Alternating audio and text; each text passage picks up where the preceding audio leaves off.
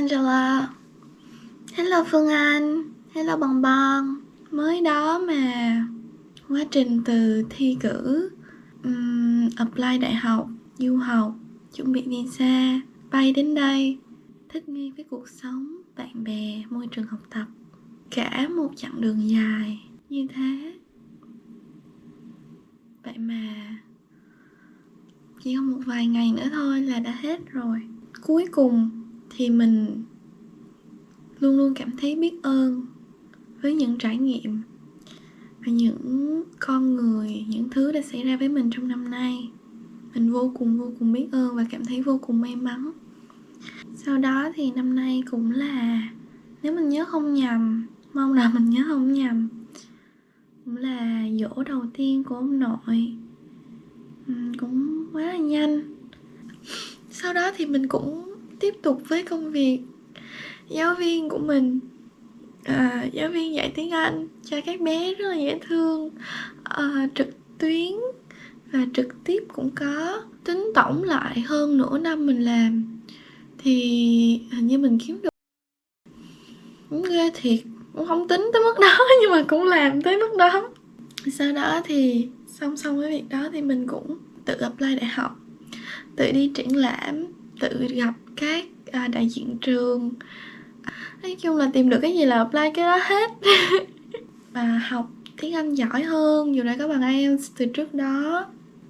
Năm nay thì ông ngoại cũng mất. Đây có để là đám của ngoại. Đám của ngoại. Người miền Tây ai mà hỏng cho đánh bài, nhưng nay đêm cuối đã 3 giờ sáng mà chả ai nguôi tay. Người làm ly cà phê, người húp miếng cháo, dù có buồn ngủ cỡ nào cũng không dám ngủ, vì một người đang ngủ mãi không nguôi. Đám miền Tây sao mà vui quá, ai ai cũng tụ hội về. Đồ ăn liên tục được nấu, rửa chén thôi cũng đã hết hơi. Rồi nào là cải lương, giọng cổ, rồi nào là hoa lá sắc màu. Đám này đúng chất đám. Chẳng ai kể chuyện xưa về người đã khuất, chỉ văng vẳng vài ba câu đùa. Dẫu vậy, trong vài ba nốt trầm, ánh mắt ai cũng lưu luyến tại quan tài lâu hơn bình thường. Con khóc cho ông nội vì những kỷ niệm đã từng. Con khóc cho ông ngoại vì những kỷ niệm chưa thể. Nghĩ là mình khóc là vì do là ngày mai là Giáng sinh rồi, và đây là Giáng sinh đầu tiên mình xa nhà. Mình nhớ nhà 1, nhưng mà mình nhớ ông bà 10. Mình được chấp nhận vào gần 10 trường trên thế giới, hầu hết là ở Mỹ, Úc và Mỹ.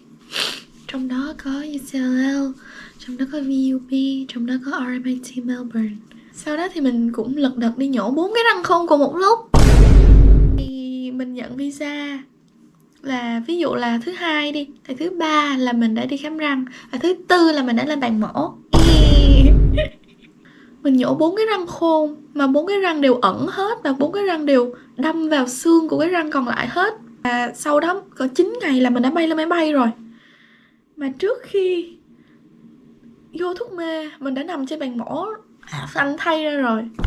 Mình còn nhờ bác sĩ gây mê là chụp cho em tấm hình kỷ niệm. Không hiểu nổi.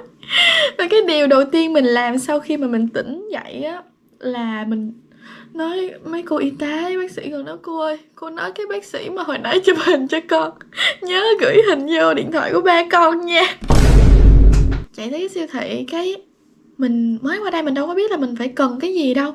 Mình cũng chưa có expect được, mà mình còn vừa nhảy xuống máy bay cho nên là cũng hơi lát nhẹ. Vừa bước vô một cái là ton một nẻo, ta một nẻo, ton bỏ giấy, bỏ nước vô.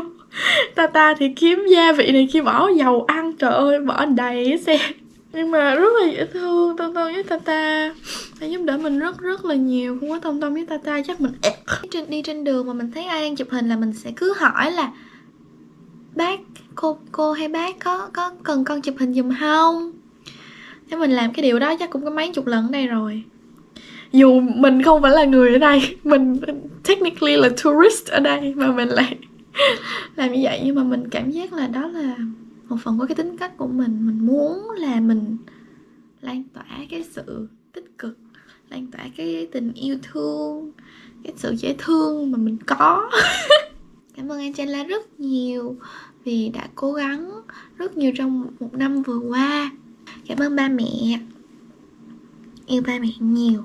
Cảm ơn bé Beo, cảm ơn Út Lợi, Út Nhiên, cảm ơn chú ba, cảm ơn tất cả các anh chị em họ của mình.